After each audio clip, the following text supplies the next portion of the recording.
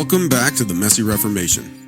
My name's Jason Rice. I'm the lead pastor at Faith Community CRC in Beaver Dam, Wisconsin. My co-host is Willie Cronky. He's a member at Pease CRC in Pease, Minnesota. We're just a couple of guys who love the Christian Reformed Church and want to see Reformation happen in our denomination. But we realize that whenever Reformation happens in the history of the church, things get messy. And as we prepare for Synod 2024, things continue to get messy. So we're taking the opportunity to have conversations with pastors throughout the Christian Reformed Church to find out what's going on in our denomination, but also to talk about what Reformation might look like. If you haven't already, take a moment, click subscribe so you don't miss any of our upcoming content. We're dropping episodes every single Sunday evening. It's also important for you to know that you are our marketing plan. We rely on you to spread the word about what we're doing at the Messy Reformation.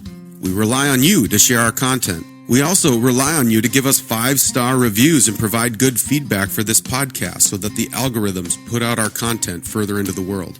You are our marketing plan, and we believe we've placed our marketing in good hands. You can also support us financially on Patreon or Substack. All of the money raised is used to further the mission and the platform of the Messy Reformation. With all that said, we're going to get to this week's episode, which is part 1 of our Synod 2024 recap with Derek Buikema.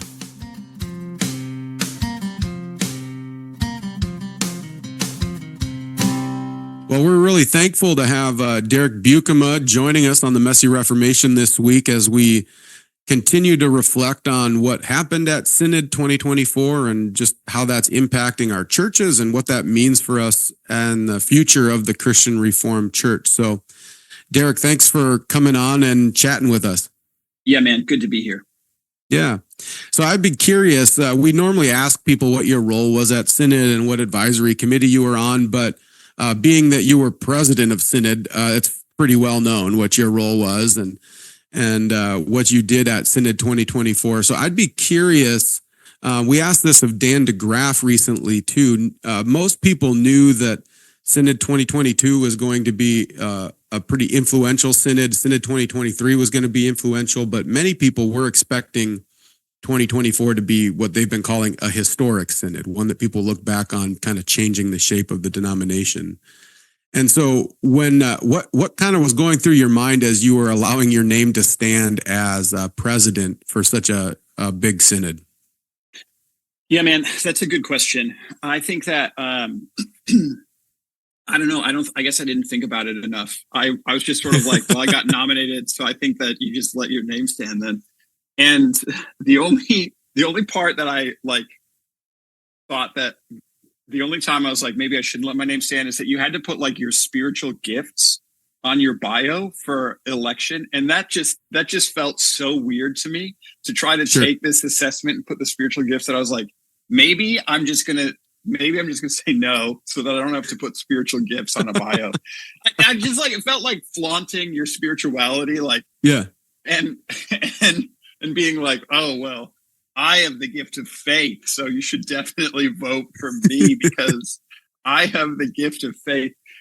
I don't know. I felt like, so I guess I didn't think through it very much. I was just like, all right, if I've been nominated, we'll see what happens. And I'd be happy to serve in whatever way comes my way.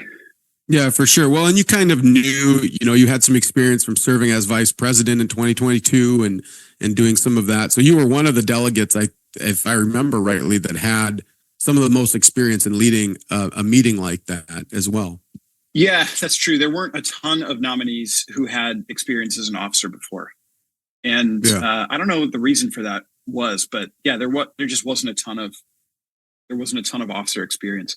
And maybe some of that is that some of the people that we've looked to be officers in the past are kind of approaching retirement age, and so just aren't there to the same extent. It felt like, I wasn't the youngest.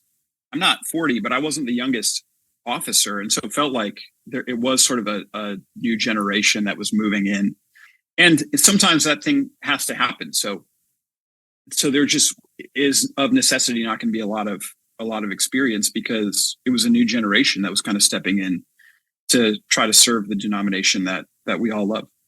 Yeah. And I think I think that's something we've been seeing, right, for the last few years. There was a lot of talk about that after Synod 2022, too. I mean, Paul Vanderklay, I remember him saying that his reflection coming out of 2022 was all the conservative guys that were getting up and speaking were the younger guys in their 40s and under. And so he was even recognizing that this shift was happening in the denomination. And if that shift is happening, it's kind of natural for that to shift into the leadership roles of Synod as well. Yeah, I think that makes sense. I think you're right. So what was going on in your mind then when you got elected as president of Synod? Man, that was overwhelming to me. What was going through my mind was, okay, my approach to Synod is going to have to shift. I was reading and studying the agenda and getting very familiar with the agenda and focusing particularly on my advisory committee that I was going to be a part of. And instead, I just started reading and trying to commit to memory the rules for procedure. And that was really my focus going to Synod. And then also, I really intentionally tried to avoid, I tried to avoid any and all dialogue about these sorts of things because I wanted my approach to be, I'm focusing on presiding over Synod and helping us move through the agenda. I don't want to focus as much about arguments for or against. I want to focus on how do we get the job done, the work done? How do I, make sure that I kind of lead in accordance with the rules? And so that's what I really started focusing on as soon as I got elected. And then also I started to hear that there was going to be a motion to unseat delegates. And I felt like that wasn't something that I felt I could in good conscience entertain. And so that's something that reality, I think, dominated my thinking going up to Synod, also hearing about how that might happen. And then trying to get wisdom of folks. And everybody that I called had heard about this reality also. So I called a lot of people, a lot of people who are, who have a lot of institutional experience. Like I had a long conversation with Paul DeVries, who was very, very kind with his time and talked about what to expect. And he was president when I was at Synod in 2016. He was president last year. And I know he's led a lot. So I wanted to get his thoughts about all of that and cultivate some of his wisdom. I talked to some of the leaders of some of the institutions to be like, hey, what am I going to need to do as I go into all of this? And on pretty much everybody's mind was on seating of delegates. And so I talked to folks about all that. And so that was a lot of my preparation. Yeah. And I don't think it ended up being that was really hard. That was a really hard beginning to Synod to face all of that. And if it's all right, I can just tell you my thinking about some of that. Yeah. Because, I went to Westminster Seminary, California. Bob Godfrey was my mentor in seminary. And so he was a part of the CRC. He left the CRC in the mid-90s over the women in office stuff. And one of the things that I did when I was elected vice president of Synod 2022 is I went and I called Bob Godfrey and chatted with him about all of that to be like, hey, what do I need to know going into Synod? And he reminisced about Synods, and it had been a good almost 30 years since he had been at a CRC Synod.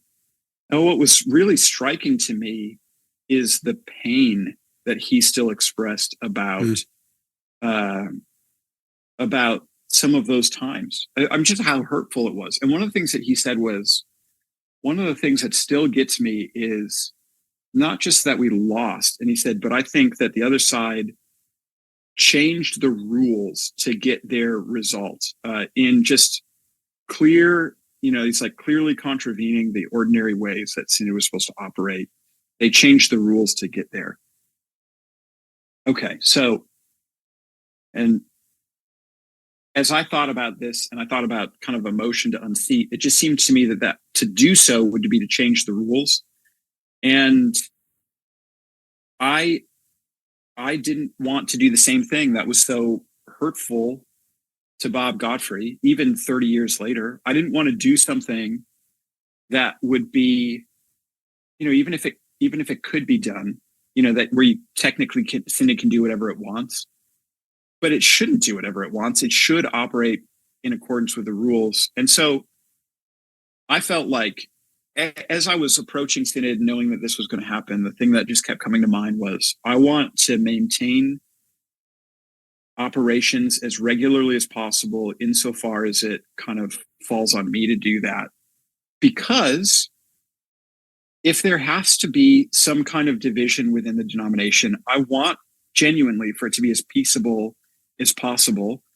I want for the people who feel as though they must leave to know that the CRC loves them and cares about them, that I do, that like the pastors of the CRC love them and care about them, that we long to see them stay and remain and for us to work in confessional agreement together, but that if there must be an exit, that it's not been facilitated by any kind of breaking of the rules.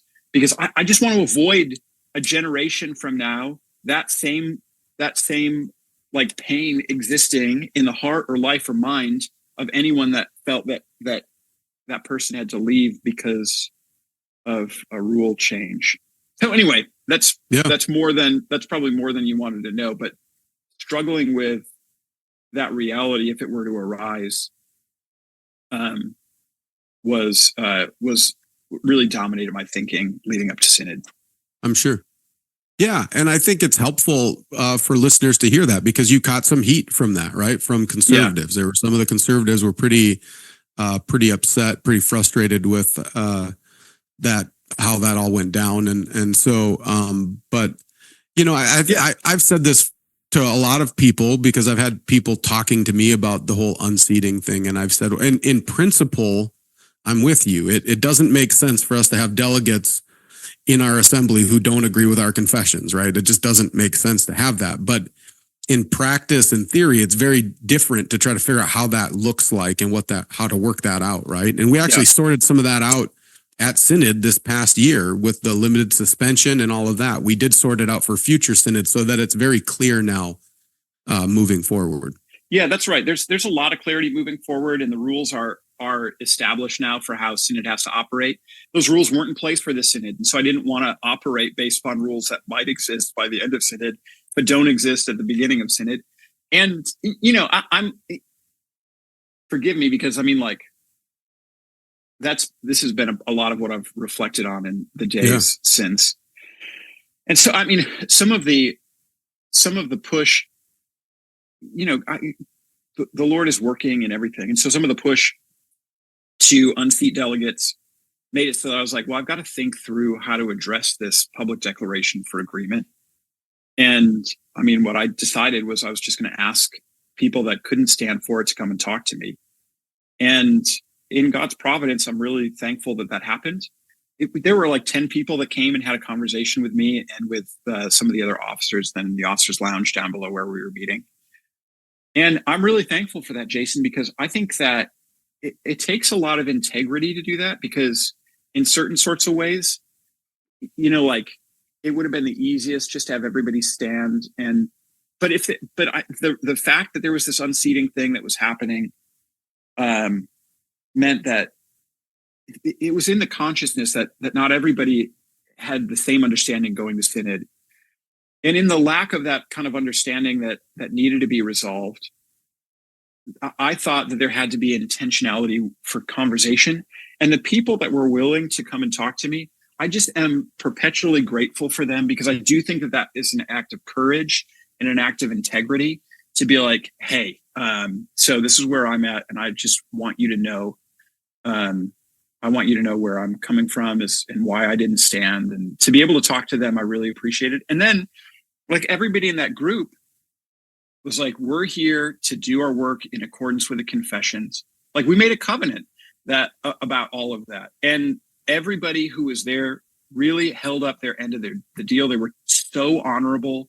And I love that group of people, and I'm thankful for how that all played out. And I know that different people are going to have different beliefs about what should have happened at the beginning of Synod. And I'm not claiming to be infallible, to have infallibly done that, but I am really grateful for that time that I got to talk with those delegates. And I'm really grateful for their integrity that they demonstrated and for that initial conversation. And I felt like hopefully we built some trust in that time. But that willingness that's a wonderful act of trust. And I just want to acknowledge the act of trust that was done by those delegates who came and talked to me. And I think that it developed and cultivated a sense of trust, which I do think was there. And while I don't know what's been raging online, my sense is that we were building towards trust, even though we were in a low trust environment.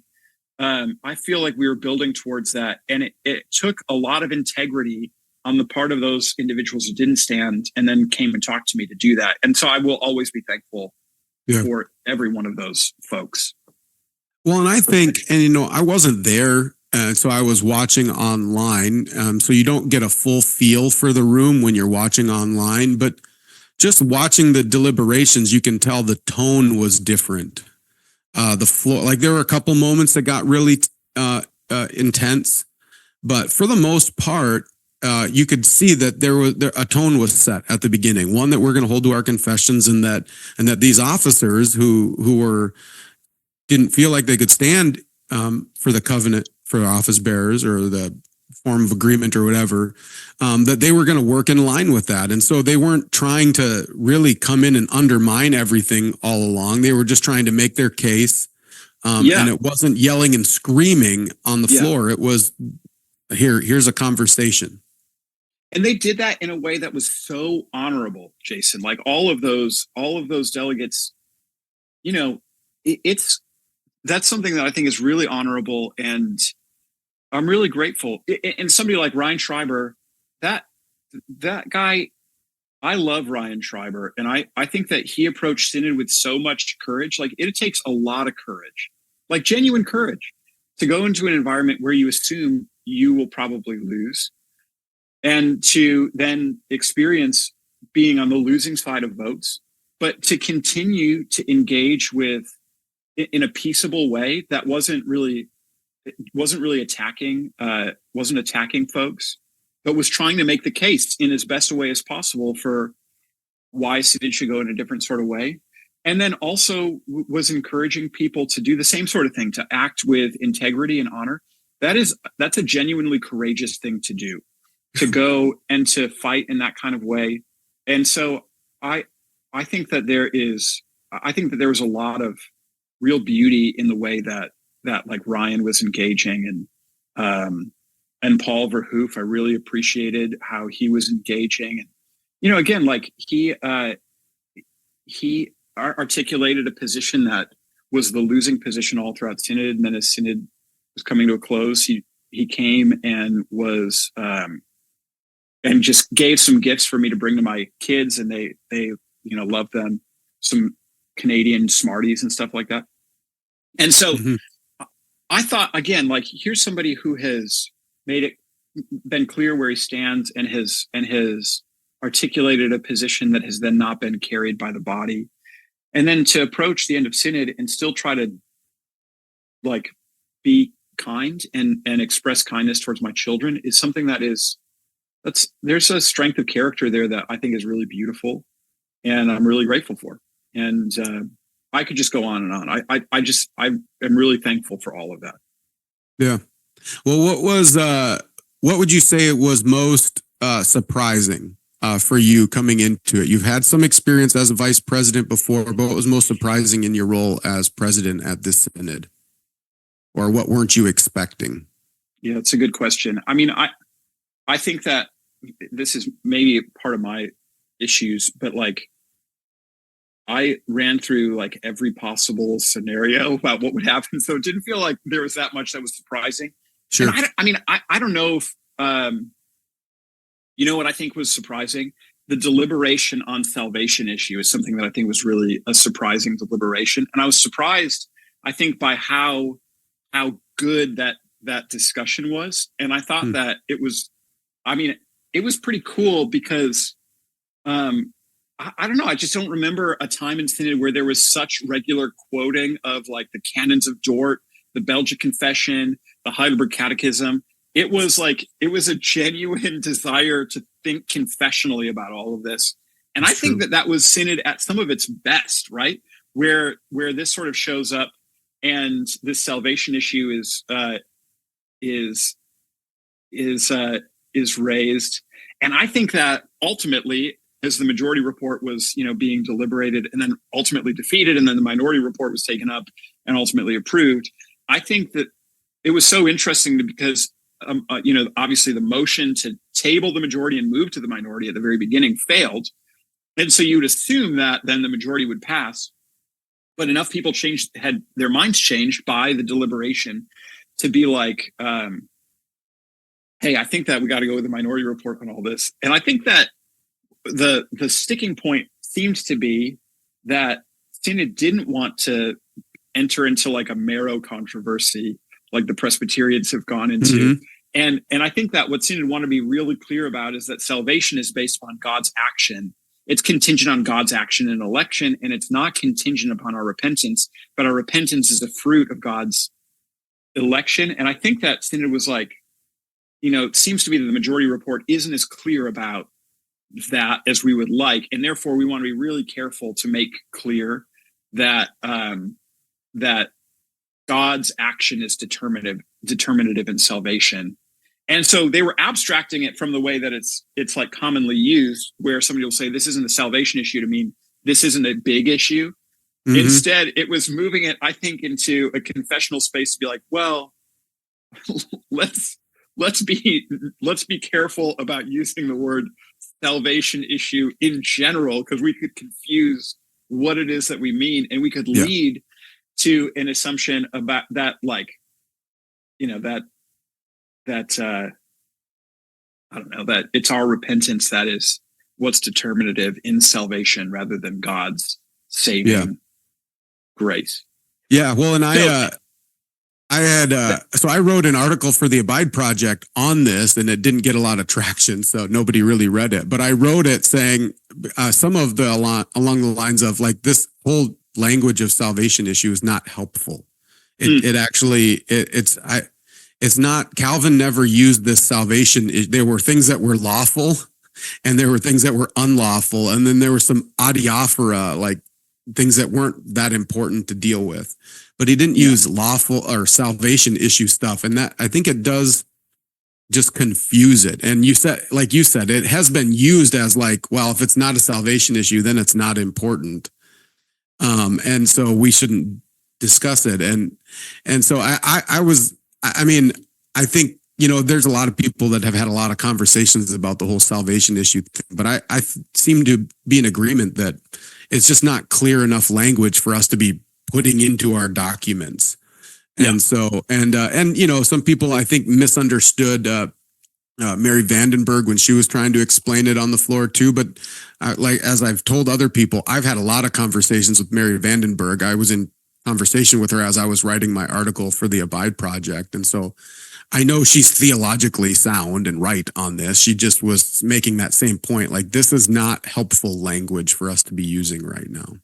It also was cool to see, because I really am grateful when our professors at our institutions, especially at our seminary, when they get up and articulate Reformed doctrine with clarity and with passion. And I think that's what Mary did, in a way that demonstrated, her wonderful intellect, her sharpness and clarity of thinking, her experience, her love for the Reformed tradition, her knowledge of the post-Reformation Reformed dogmatics, her understanding of Bavinck, and to like deploy that for the benefit of Synod is something that's really great. And so to see, I love seeing our faculty advisors help us in that kind of way, think theologically, and so that was a surprising moment at Synod, I think, and I think it took a lot of people by surprise, because there was a richness in that discussion which I really appreciated,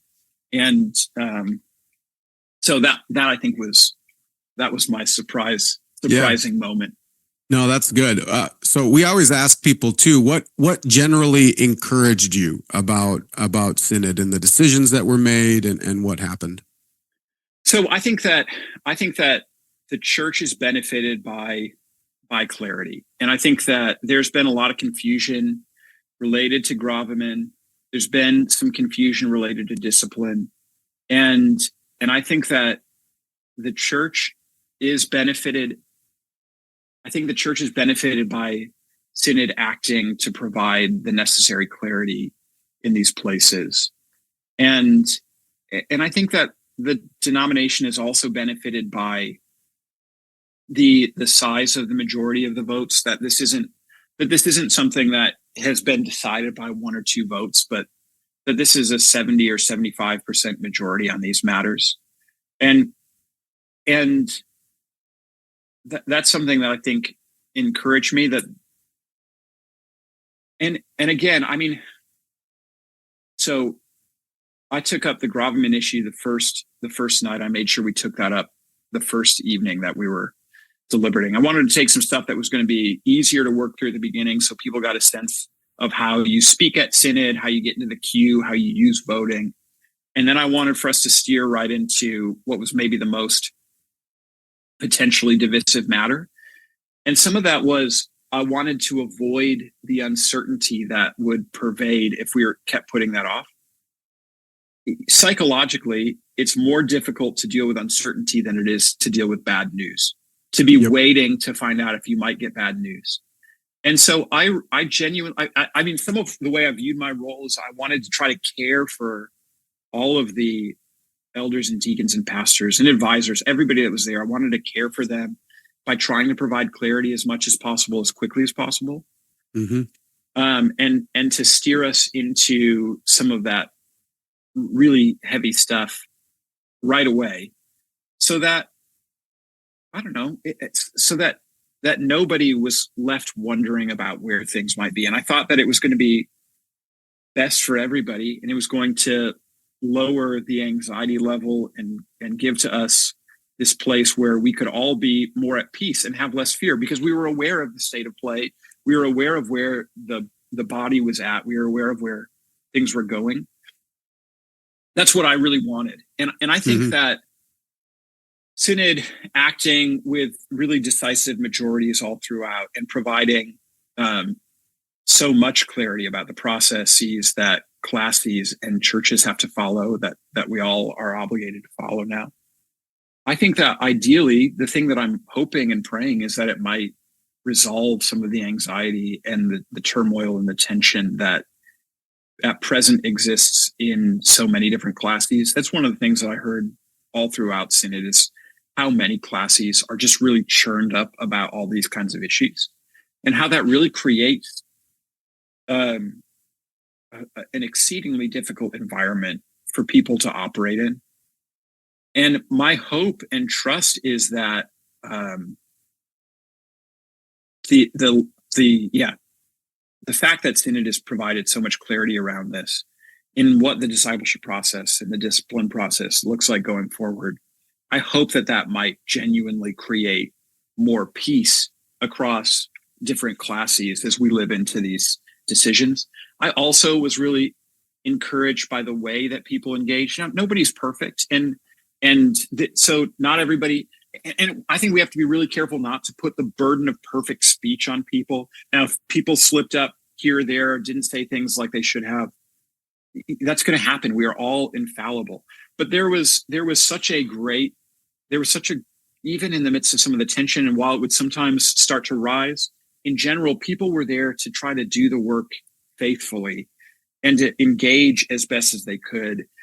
And I think that there were a lot of people that really did that in laudable ways. And it made me really encouraged by to see that happening all over the place. And there are just so many great examples that I feel like once you start mentioning names, then you start like leaving people out. And I don't want to do that. But just again and again and again, people would come to the mics, and I just trusted that there was going to be something good that was coming from them.